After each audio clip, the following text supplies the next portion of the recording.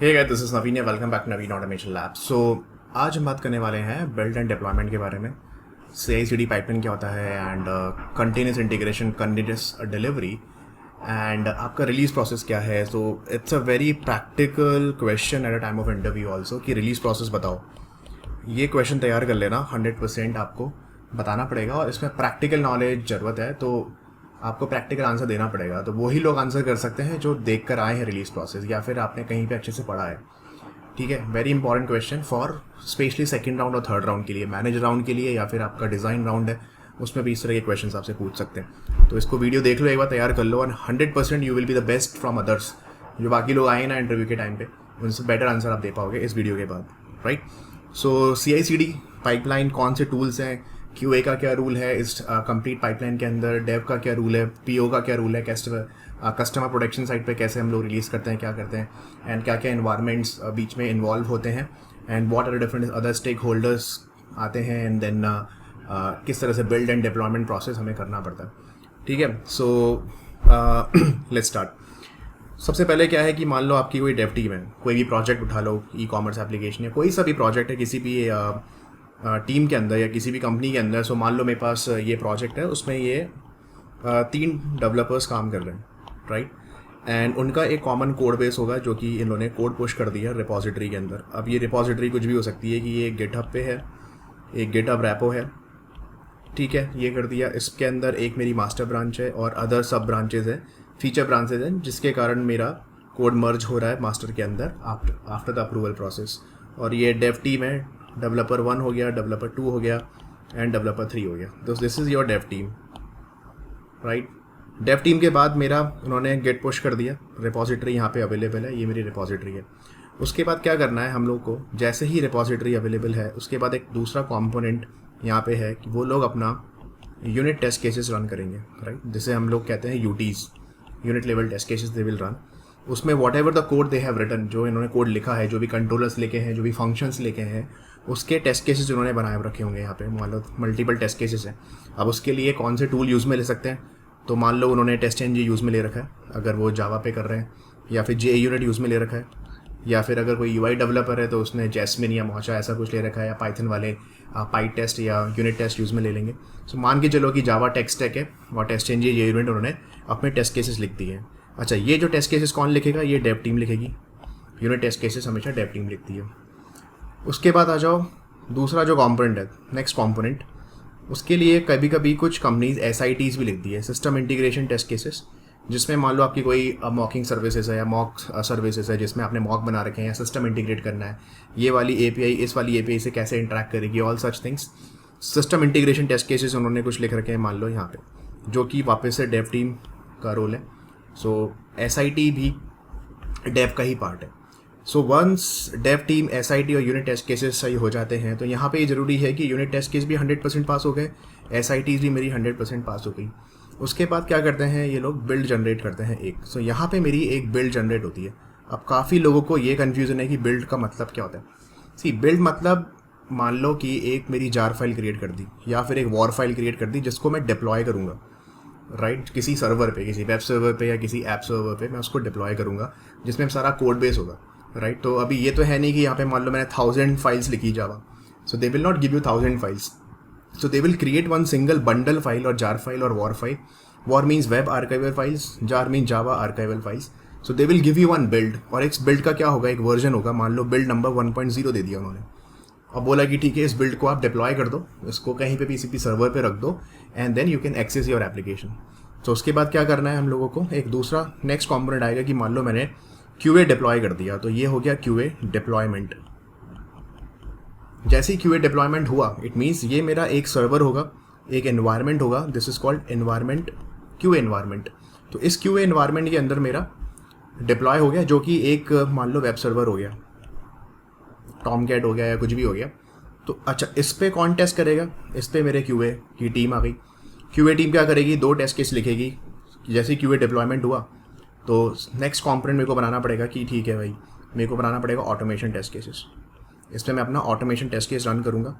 किस तरह का ऑटोमेशन, मान लो मेरे को सैनिटी टेस्ट केस रन करना है, जो कि मेरा अराउंड 20 टेस्ट केसेस हैं जो सैनिटी टेस्ट केस रन हो जाएंगे। एंड जो मैनुअल क्यूए टीम है, जो मैनुअल टेस्टिंग टीम है, जो फंक्शनल टीम है, वो यहाँ पे मैनुअल टेस्ट केस एग्जीक्यूट करेगी।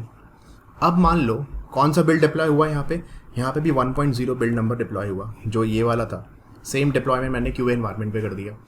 अभी क्या है कि मान लो ऑटोमेशन के अंदर मेरे को 2 बग्स मिले, राइट, और मैनुअल टेस्टिंग के अंदर मेरे को 8 बग्स मिले।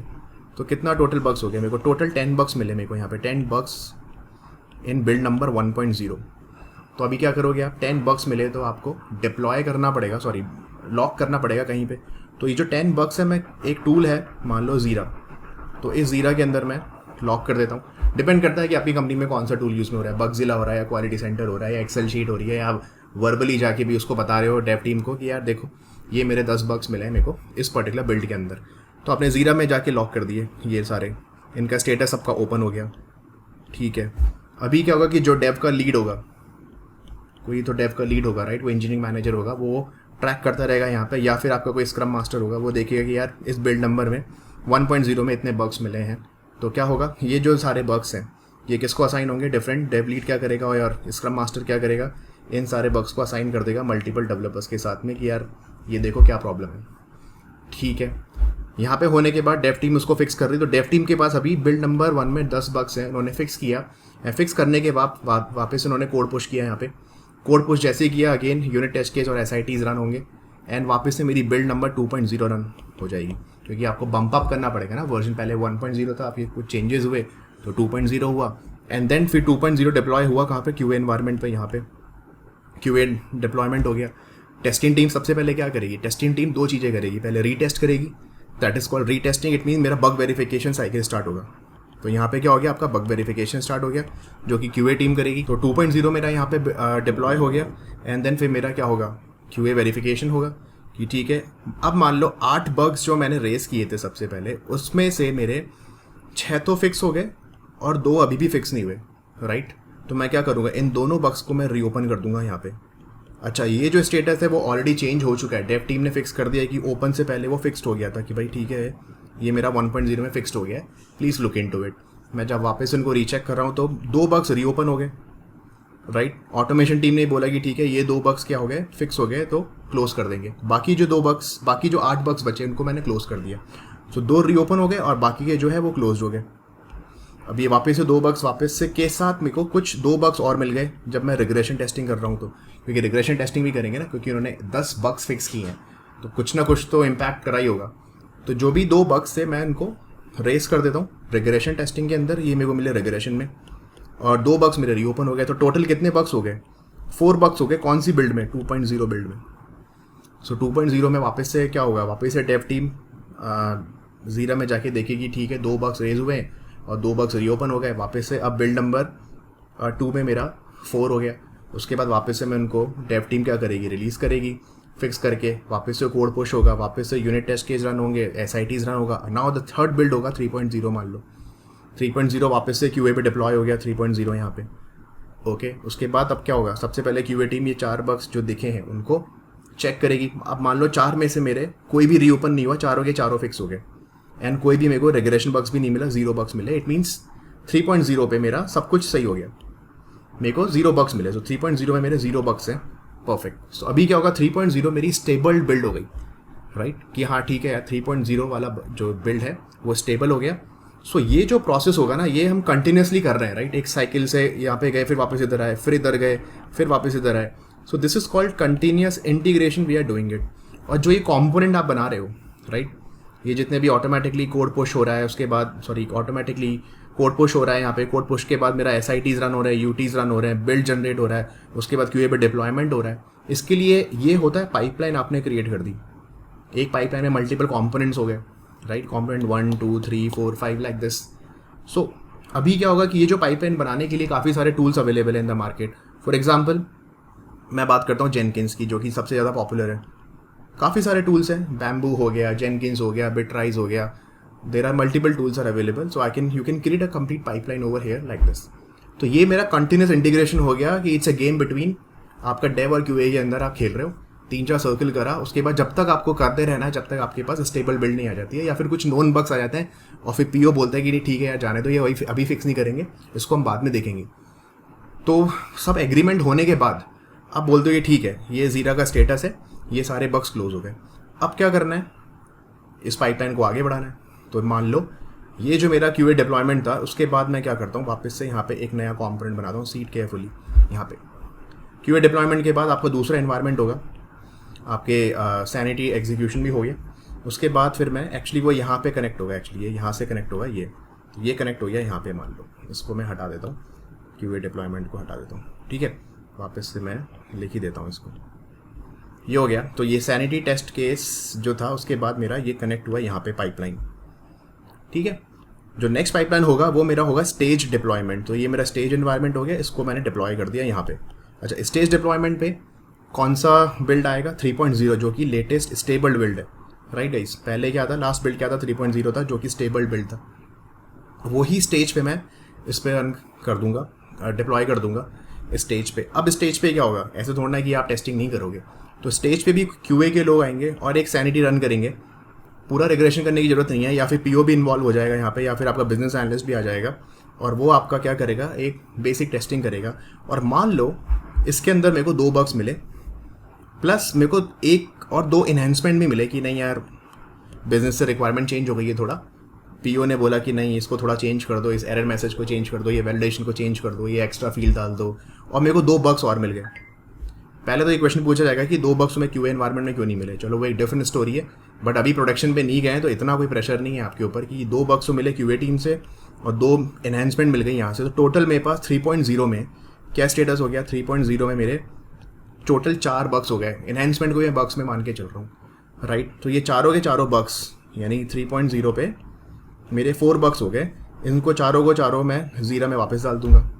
ज़ीरा में वापस डालूंगा तो वापस से डेव टीम के पास ये बग्स जाएंगे। तो अभी कितने हो गए, टोटल 4 बग्स हो गए। वापस से वो लोग क्या करेंगे, एनहेंसमेंट को फिक्स करेंगे और बग्स को भी फिक्स करेंगे, वापस से डिप्लॉय करेंगे और सॉरी गिट में पुश करेंगे। उसके बाद मेरे UTs चलेंगे, वापस SITs चलेगा, वापस से वो जार बनेगा, QA पे डिप्लॉय होगा। ऐसा नहीं है कि मैं बिल्ड मेरी कौन सी हो गई है, बिल्ड नंबर 4.0 हो गई, ये नहीं कि 4.0 में डायरेक्टली स्टेज पे डाल दूँ, नहीं। आपको सारे एनवायरनमेंट को मेंटेन करना है, सिमेट्रिक करना है। तो सारे 4.0 वापस से आप इस पे डालोगे QA एनवायरनमेंट पे। QA एनवायरनमेंट पे 4.0 आ गया तो अगेन आप सैनिटी टेस्ट करोगे। आपको पूरा रिग्रेशन चलाने की जरूरत नहीं है यहाँ पे। अगर आपके पास ऑटोमेशन रिग्रेशन स्वीट है वो चला दो और आप बेसिक सैनिटी कर लो कि ठीक है कि ये जो फिक्स हुए थे 4 बग्स, जो एनहेंसमेंट है वो था, वो चल रहे हैं, 4.0 पे नहीं है। जैसे ही आप अप्रूवल बोलते हो ठीक है भाई एवरीथिंग इज़ फाइन, 4.0 में मेरे 0 बग्स मिले मेरे को, ये का यही डिप्लॉय हो जाएगा वापस से ना। अभी क्या होगा, 4.0 अवेलेबल हो गया स्टेज के ऊपर। वापस से PO आके देखेगा उससे पहले कि ये जो मेरे 2 एनहेंसमेंट थे ये सही है या नहीं है। सबसे पहले तो वो चेक करेगा। उसके बाद जो 2 बग्स आपने QA में डाले थे वो भी चेक करोगे कि स्टेज, हम ऑलरेडी QA पे एनवायरनमेंट पे चेक कर चुके हैं, बट वो स्टेज पे आके वापस से चेक करेगा कि ठीक है एवरीथिंग इज़ फाइन और नॉट। तो यहाँ पे मान लो कि जो बिल्ड नंबर 4.0 है इसमें मेरे 0 बग्स मिले, ये स्टेटस है। तो मेरी क्या हो गई, ये एक आफ्टर स्टेज ऑल्सो एक डिप्लॉय स्टेज बिल्ड मिली मेरे को, जो कि 4.0 वर्जन है और स्टेबल बिल्ड है, 0 बग्स है। तो जैसे ही स्टेज डिप्लॉयमेंट हुआ उसके बाद आप क्या करोगे, स्टेज डिप्लॉयमेंट के बाद मेरी जो नेक्स्ट कंपोनेंट होगा पाइपलाइन के अंदर, अगर आपके कंपनी में एक और इन्वायरमेंट है, मान लो UAT इन्वायरमेंट, आपने देखा होगा UAT डिप्लॉय करोगे। अगर है तो, नहीं है तो कोई बात नहीं, UAT कभी कभी स्टेज पे भी हो जाती है। तो ये होगा UAT के लिए। कौन करेगा, या तो बिजनेस के लोग करेंगे, ठीक है, बड़े लोग आएंगे, मैनेजमेंट के लोग आएंगे, वो लोग करेंगे। QA का कोई ज़्यादा रोल नहीं होता। अगर QA का इन्वॉल्वमेंट है तो QA जितने भी UAT टेस्ट केस लिखे हैं या यूज़र एक्सेप्टेंस टेस्ट केसेस, जो भी बहुत ही इंपॉर्टेंट 10 टेस्ट केसेस जो बिजनेस यूज़ केसेस लिखे हैं मैंने, वो यहाँ पे आ जाएंगे, ठीक है। वो हम लोग टेस्ट कर लेंगे कि ठीक है सब कुछ चल रहा है नहीं चल रहा। मैं इतनी माइक्रो लेवल टेस्टिंग नहीं करूँगा या इतना रिग्रेशन टेस्टिंग नहीं करूँगा कि UAT डिप्लॉयमेंट। अच्छा, बिल्ड कौन सा आया इसके ऊपर, 4.0 बिल्ड चल रहा है मेरा, स्टेबल 1, ठीक है। इसके बाद मान लो मेरा अगर कोई बग आता भी है ना इस पर, या कोई लास्ट मोमेंट पे बिजनेस चेंज करते हैं कि नहीं यार अभी भी कुछ एनहांसमेंट करो, तो वापस से मेरा वो साइकिल चलेगा यहाँ पे, वो ज़ीरा में डालेगा, फिर वही सब सर्कल स्टार्ट हो जाएगा, ठीक है। लेकिन मान लो UAT के अंदर एवरीथिंग इज़ फाइन, UAT मेरी अप्रूव हो गई, तो UAT टेस्टिंग करोगे या अल्फा टेस्टिंग करोगे, both are same thing. Alpha testing हमेशा आप वेंडर साइड पे करते हो, right, not at the customer side. तो मेरा अल्फा में चला गया, UAT हो गया, UAT अप्रूव हो गया। जैसे ही मेरा UAT अप्रूव होगा उसके बाद आप क्या करोगे, उसके बाद आप सीधा डालोगे प्रोडक्शन पे। तो ये मेरा बन गया प्रॉड एनवायरनमेंट, ठीक है, ये हो गया प्रॉड एनवायरनमेंट। प्रॉड एनवायरनमेंट कौन एक्सेस करता है, कस्टमर। ये मेरे जितने भी कस्टमर हैं, ठीक है, ये कस्टमर होंगे, ये एक्सेस करेंगे प्रॉड एनवायरनमेंट को, राइट। अब प्रॉड एनवायरनमेंट में आपका कोई रोल है क्या क्यूए का? हो सकता है कंपनी के अंदर आप ऑटोमेशन तो रन नहीं करो, बट एक बार जाके चेक कर लो क्यूए में लॉगिन करके, आपको एक स्पेशल यूज़र नेम पासवर्ड दे दिया जाएगा। ये नहीं कि आप डमी यूज़र नेम पासवर्ड और ऑटोमेशन के through back to back user name बना रहे हो, नहीं, आप प्रोडक्शन को कभी डाउन नहीं करोगे एंड देन फालतू का डमी डेटा भी नहीं डालोगे। तो आपका ज़्यादा से ज़्यादा रोल होगा कि आपने एक बहुत ही हाई लेवल स्मोक टेस्ट के रन कर दिया कि भाई लॉगिन चल रहा है नहीं चल रहा और एप्लीकेशन सही हो रही है नहीं हो रही, इज़ फाइन, ठीक है। लेकिन जो एक्चुअल यूज़ केस होंगे ना वो यूज़र करेगा। सो ये यूज़र इसको एक्सेस कर रहा है, तो यहाँ पे यूज़र को हम पहले ही बोल देंगे कि देखो यार अभी मेरा 4.0 अवेलेबल है। तभी आप ऐप स्टोर पे जाओगे ना, तो कोई भी मान लो ऊबर ऐप है, अमेजॉन ऐप है या फ्लिपकार्ट ऐप है, आपको दिखेगा वहाँ पे कि ये इस दिन रिलीज़ हुआ है, ये रिलीज़ डेट है और 4.0 इसका वर्जन है, राइट। और 3.0 जो भी वर्जन होगा तो आपको वर्जन भी दिखेगा और अलॉन्ग विद दैट आपको रिलीज़ नोट्स भी दिखेंगे। रिलीज़ नोट्स समझते हो ना कि इसमें क्या क्या फीचर्स इन्हांसमेंट हुए हैं और क्या क्या हमने डाला है। तो एक हाई लेवल फीचर्स हम बता देंगे कस्टमर को कि तो उसको एक जैसे ही वो अपनी मोबाइल ऐप में खोलेगा, राइट, यहाँ पे उसका मोबाइल ऐप है या एंड्रॉयड, iOS या डेस्कटॉप, उसको दिख जाएगा कि ये चेंजेस हुए हैं। अब हो सकता है ना कि यूज़र को भी कुछ प्रॉब्लम आ रहा है, मान लो आपने जैसे ही 4.0 पे डाला, यूज़र को काफ़ी तरह की प्रॉब्लम आ रही है कि वो लॉगिन नहीं कर पा रहा है या साइन अप नहीं कर पा रहा है या कूपन कोड नहीं चल रहा है या कुछ और है, तो वो भी बग्स डालेगा कहीं ना कहीं, राइट। तो बग्स तो सीधा आपके ज़ीरा में डालेगा नहीं, कस्टमर को क्या पता। Customer is like you and me, my father is accessing Uber app, so he doesn't know what is Jira, so what exactly we will do, हम लोग कस्टमर केयर पे फ़ोन करेंगे ऊबर के या जो भी वो कंपनी है। तो this is called customer centric team, कुछ भी नाम दे दो उसको यार, कस्टमर सेंट्रिक बोल दो या कुछ भी बोल दो। तो इस टीम को वो लोग कॉल करेंगे कस्टमर केयर पे या कस्टमर सपोर्ट पे या एक टेक्निकल सपोर्ट टीम को कि मेरा ये नहीं चल रहा है, मेरा कार्ड ब्लॉक हो गया है या जो भी है। कस्टमर सेंट्रिक टीम के पास सिस्टम होता है प्रोडक्शन का, उनके पास एक्सेस होता है कुछ बेसिक लेवल पे, अगर वो फिक्स कर सकते हैं कोई डेटा इशू है या उनका एक्टिव नहीं हो रहा है कार्ड, यूज़र इनएक्टिव हो गया, समथिंग लाइक दिस, तो अगर ऐसा हो गया तो वो सीधा ही अपनी तरफ से कर देंगे, राइट। वो क्या करेंगे, सबसे पहले जो भी इशू आएगा उसको बग लॉक करेंगे ज़ीरा के अंदर वापस से। तो कस्टमर सेंट्रिक टीम के भी एक ज़ीरा का अकाउंट होगा, सेम अकाउंट जो भी आप ज़ीरा यहाँ पे यूज़ में ले रहे हो ना, वही ज़ीरा, ये नहीं कि आप उनके लिए एक अलग से ज़ीरा बनाओगे। तो वही का वही आप बग्स, जो कि क्या होगा, प्रोडक्शन बग होंगे, ये याद रखना। तो ये प्रोडक्शन बग मेरे यहाँ पे डाल दिए मैंने। और कुछ ऐसे हैं कि कस्टमर सेंट्रिक टीम को समझ में ही नहीं आ रहा है कि ये फिक्स कैसे होगा, ये टेक्निकल है, वो फीचर ही में से या कोडिंग इशू है, जो भी है, तो वो कुछ बग्स वो डालोगे। तो जो भी बग्स इनको डेटा इशू हो गया, मान लो 2 डेटा के इशू हैं और मान लो 3 ऐसे इंपॉर्टेंट बग्स हैं जो कस्टमर सेंट्रिक टीम भी सॉल्व नहीं कर पा रही है, तो मान लो मेरे को प्रोडक्शन बग आ गए 5। अब एक्चुअल पॉलिटिक्स स्टार्ट होगी कि ये 5 बग्स आए हैं, पहली बात तो ये क्यों आए। तो मान लो 5 में से 2 तो डेटा इशू हो गया तो कोई बात नहीं, बट ये 3 बग्स हैं, फीचर इशू है, फंक्शनल इशू है। तो सबसे पहले आपको क्वेश्चन पूछा जाएगा, quality is a team responsibility. Dave team से पूछा जाएगा कि कोई कोड का है, ये तुम्हारा यूटीज़ कैसे पास हो गया, तुम्हारा कोड रिव्यू कैसे हो गया, इसके अंदर किसने अप्रूव किया, तुम्हारे एसआईटीज़ कैसे पास हो गए। क्यूए टीम से पूछा जाएगा कि तुम टेस्ट केस बताओ। तो ऐसा नहीं है वो गए ज़माना कि क्वेश्चन पूछा जाएगा केवल क्यूए टीम से, कहीं ऐसा नहीं है। In agile world quality is a team responsibility, right. तो सबकी रिस्पॉन्सिबिलिटी बनती है, कोई ब्लेम गेम नहीं है, बट क्वेश्चन तो पूछा जाएगा ना, प्रोडक्शन बग्स आए तो you should be answerable for that. अगर आपको लग रहा है कि नहीं यार ये बग्स जब मैंने टेस्ट किया था तब तो नहीं था, मेरे पास टेस्ट केसेस भी थे, तो आपके पास प्रूव होना चाहिए पहली बात तो कि आपकी जो एग्जीक्यूशन रिपोर्ट है, जो आपने टेस्ट केस रन करे थे उस टाइम पे, जो मैनुअल टेस्ट केस आप रन कर रहे थे, उसकी जो रिपोर्ट है वो होनी चाहिए। उसके साथ मैच करके बताओगे कि देखो उस टाइम तो ये सही चल रहा था इस बिल्ड के अंदर 4.0 के अंदर, लेकिन मैं वापस से चेक करता हूँ लेकिन आपको दिखा कि नहीं यार ये मिस हो गया है, तो यू एक्सेप्ट इट, फाइन, ठीक है, मिस हो गया कोई बात नहीं, नेक्स्ट टाइम से मैं उसको ऐड करूँगा सेपरेट टेस्ट केस, जिससे नेक्स्ट टाइम पे हम लोग प्रोडक्शन बग्स को मिस ना करें, राइट। तो कोई ब्लेम गेम नहीं है कि डेव टीम ने छोड़ दिया या क्यूए टीम ने छोड़ दिया, ऐसा नहीं है, ठीक है। तो मान लो कि ये जो कस्टमर सेंट्रिक टीम है, ये 5 बग्स जो भी थे ये फिक्स हो गए। फिक्स होने के बाद उन्होंने वापस से क्या करा कि पहले तो ये ज़ीरा डेव टीम को दिया, डेव टीम ने वापस से कोड पुश किया, उन्होंने कोड पुश किया तो वापस से यूटीज़ और ये सब चला। अब मेरा बिल्ड नंबर देखो, कुछ छोटे इशूज़ के लिए मैं बम्प अप नहीं करूँगा वापस से 4.0 टू 5.0, तो मैं सिंपल बोलूँगा कि नहीं यार 4.1 ही कर दो, क्योंकि दिस 4.1 क्या होगा, एक हॉट फिक्स होगा। तो आपने सुना होगा हॉट फिक्स क्या होता है, या फिर पैच होगा एक, फटाफट आपने डेटा इशू फिक्स किया। तो डेटा इशू में तो आपको बिल्ड की ज़रूरत नहीं है, उसमें तो आपने डेटाबेस में जाके फिक्स कर दिया। लेकिन कोई मान लो हॉट फिक्स हो गया जिसमें कोड चेंज हुआ या फिर कुछ भी फीचर ऐड हुआ या कुछ भी हुआ या नया फील्ड ऐड हुआ, तो एक फटाफट हॉट फिक्स डाला। तो ये नहीं कि मैं उसको पूरा 5.0 रिलीज वर्जन बोल दूँ, तो मैं उसको बोलूँगा ठीक है 4.0 से 4.1 कर देते हैं, जिसमें ये मेरा हॉट फिक्स बेसिक चीज़ें फिक्स हुई। वापस से इस 4.1 को आप क्या करोगे, QA पे डिप्लॉय करोगे। वापस से QA टीम एक फटाफट सैनिटी करेगी, देखेगी कि हाँ यार ये सब सही चल रहा है, जो भी प्रोडक्शन बग्स है वो सही चल रहा है with the basic level of sanity. आप करोगे ऑटोमेशन, आपको रन करना है तो आप उस टाइम पे ऑटोमेशन भी रन कर दो। उसके बाद सेम 4.1 जाएगा कहाँ पे, स्टेज पे जाएगा। स्टेज पे बिजनेस लोग चेक कर लेंगे, ठीक है एवरीथिंग इज़ फाइन। उसके बाद आप सीधा डिप्लॉय कर दोगे यहाँ पे UAT पे। UAT के बाद वापस आप क्या कर दोगे, प्रोडक्शन पे डाल दोगे इसको। जैसे ही प्रोडक्शन पे डालोगे तो ये जो यूज़र ब्लॉक हो गया था बेचारा, ये चेक करेगा, इसके पास 4.1 आ जाएगा, इसके पास लेटेस्ट अपडेट आ जाएगा, ऑटो अपडेट हो जाएगा जो भी है। तो यहाँ पे आप 4.1 देखेगा तो ये ठीक है, he is also happy, right, and then this guy is also happy and this guy also happy. So देखो प्रोडक्शन बग्स आते रहेंगे, ऐसा कुछ नहीं कि प्रोडक्शन बग कभी नहीं आते, वो आते रहेंगे। Because real time use cases जो होते हैं वो बहुत ही डिफरेंट होते हैं, बहुत ही डिफरेंट टाइप का डेटा होता है और कुछ एनवायरमेंट इशूज़ भी होते हैं। तो ऐसी कोई गारंटी नहीं है कि आप एवरीथिंग, दैट्स व्हाई वी से राइट 100% ऑटोमेशन और 100% टेस्टिंग इज अ मिथ।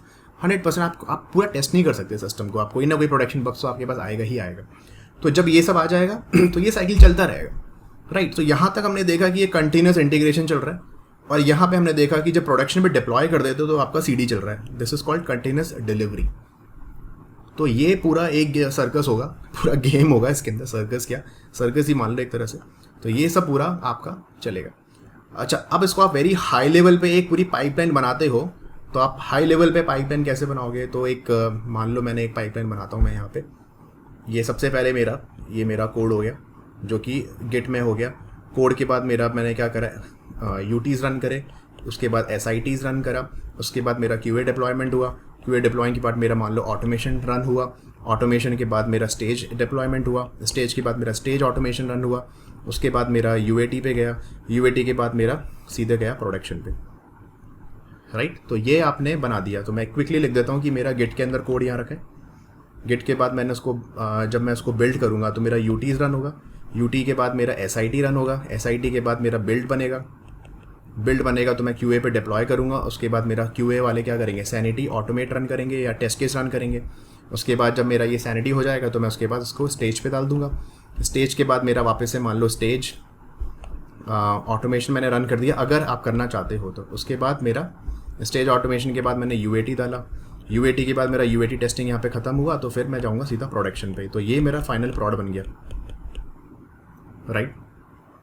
तो ये मेरा एक पूरी CI/CD क्या होगा, CI/CD continuous integration continuous delivery pipeline. तो यहाँ पे CD आ गया कि आप कंटिन्यूस डिलीवर कर रहे हो अजाइल के अंदर।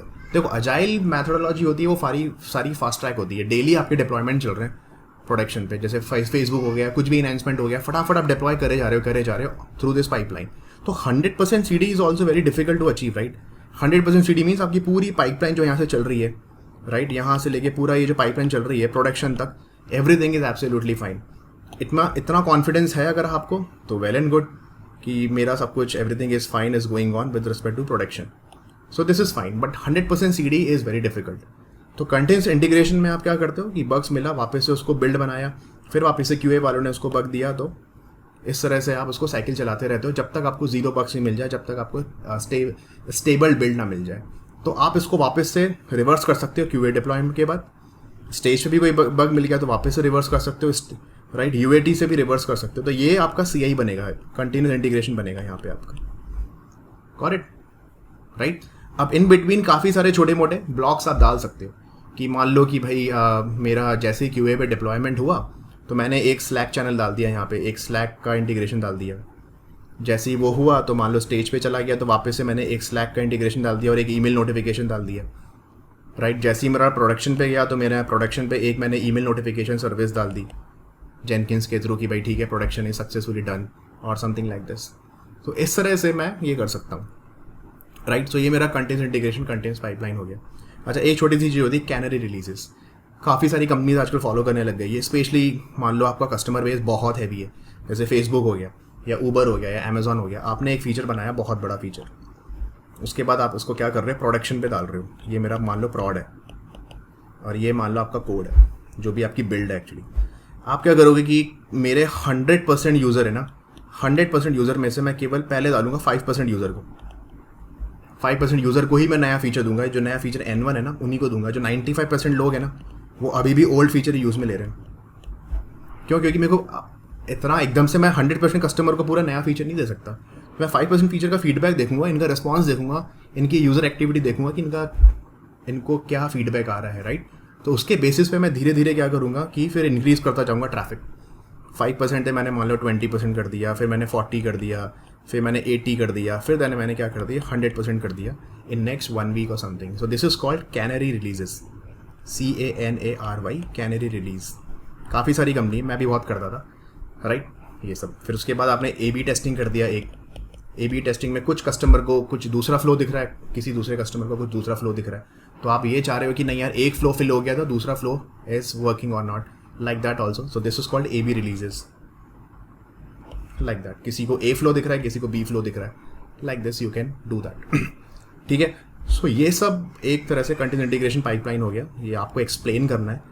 इट शोज़ कि हाँ यार आपने इस बंदे ने काम किया है, इसको पता है कि रिलीज प्रोसेस क्या होता है, CI/CD डिप्लॉयमेंट क्या होता है, एंड बिल्ड एंड डिप्लॉयमेंट कैसे काम करता है, and all those things, and किसका क्या रोल है, किस स्टेक होल्डर का कहाँ पे क्या रोल है। Stakeholder means QA, dev and BO, PO and BA और बिजनेस और कस्टमर का क्या रोल है यहाँ पे। ठीक है। So that's all for this particular video. I hope आपको पसंद आया होगा। अगर आया है तो शेयर करो, लाइक करो, सब्सक्राइब करो और लोगों के साथ शेयर करो। सब्सक्राइब करो यार, अभी केवल 4000 सब्सक्राइबर्स ही हुए हैं इस पर। अगर और वीडियो देखना चाहते हो हिंदी के अंदर इसी तरह के टॉपिक पे जो कि आपको फटाफट समझ में आ जाए, सो बताओ एंड फीडबैक दो अगर आपको समझ में आ रहा है या नहीं आ रहा है, एंड प्लीज़ सब्सक्राइब करो यार। ठीक है, चलो take care, I will see you in the next video then, bye bye.